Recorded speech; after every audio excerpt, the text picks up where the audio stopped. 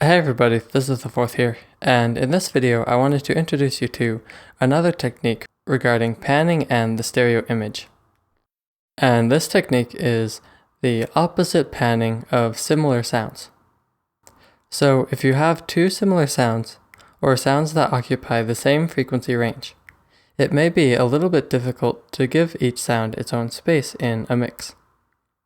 And this is where clever use of panning can be very helpful. If you pan one of these sounds left and the other right, maybe 100%, maybe less, each of those sounds will be able to cut through the mix a little bit better rather than fighting each other to be heard as much. And this is a technique that is commonly used in acoustic and other types of recordings. In rock music, for example, you will often hear one guitar panned hard left and the other hard right. In other recordings, you may have a harp panned left and a piano panned to the right, or any number of different things. If you really pay attention to the mixes of various non-electronic genres, you will probably notice many cases of this technique being used. And so, how helpful this technique will be for you depends on the kind of music you make and how you go about making it. I personally use this technique with percussion more often than anything else, just because of how I make my music. I may pan my hi-hat sound to the left with my shaker to the right and the ride cymbal kept centered, or I may pan a cowbell left and a rim shot to the right. And this just helps the sounds in a busy drum pattern to be heard more clearly and adds a nice stereo width to my drums as a whole. So here's an example of a drum beat I have written.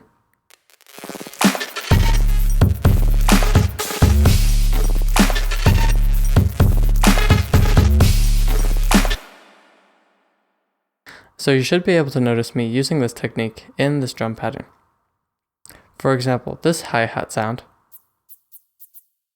is panned fairly hard to the left, where this other cymbal sound is panned to the right.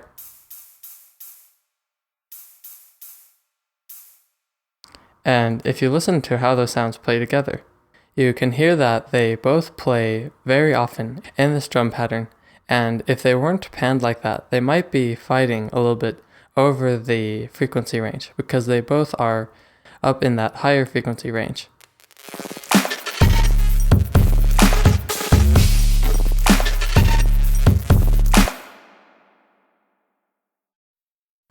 And I will show you a better example and a more detailed example of how I have done this regarding a drum beat in a later video in this tutorial.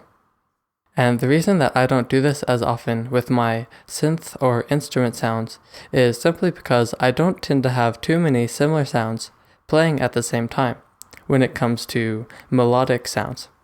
So you can hear in this drum beat example, the only real lead is this sound here.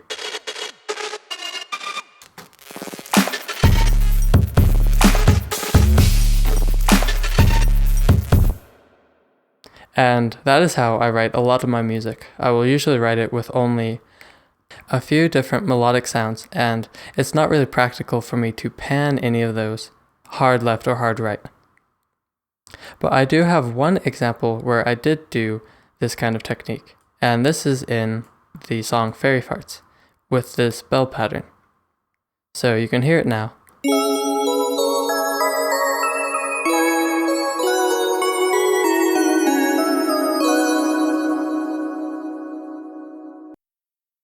You can hear that the lower bell melody is panned to the left and the higher bell melody is panned to the right. And I felt that this just opened up things a little bit more and helped you to hear the melodies better.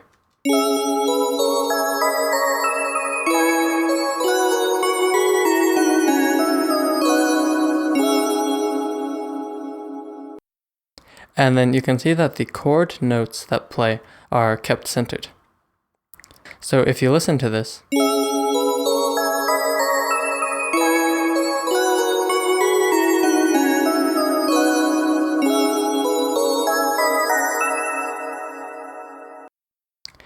it sounds nice and wide and it sounds really open. It helps the mix sound really big.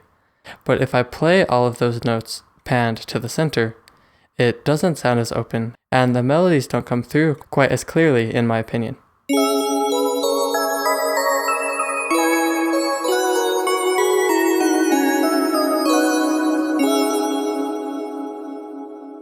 It doesn't sound bad, but it doesn't sound anywhere near as good as it does with them played separately.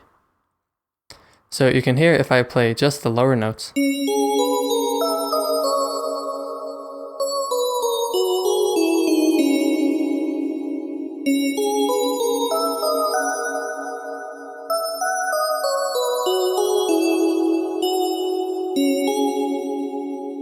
And then just the higher notes.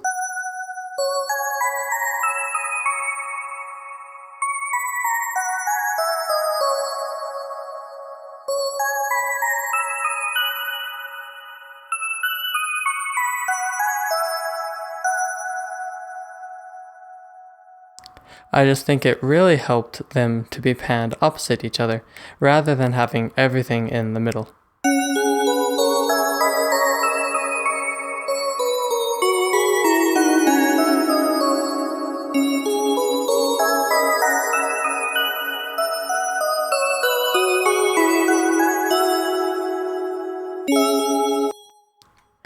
It just sounds a lot wider and helps both of those melodies be heard a little bit better than you would get if everything was kept centered.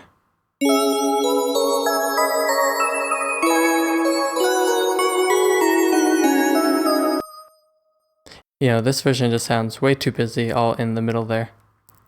So that's one instance where I have used it for instrument sounds, and there have been other times that I've used this for instrument sounds as well. It's just not as common because of how I write a lot of my music. So how you will utilize this technique is something you will have to kind of discover for yourself. And it's just a great technique to keep in mind to help you get your mix to sound better and not have certain sounds fighting as much, and increase the stereo width of your track in a very nice and natural way.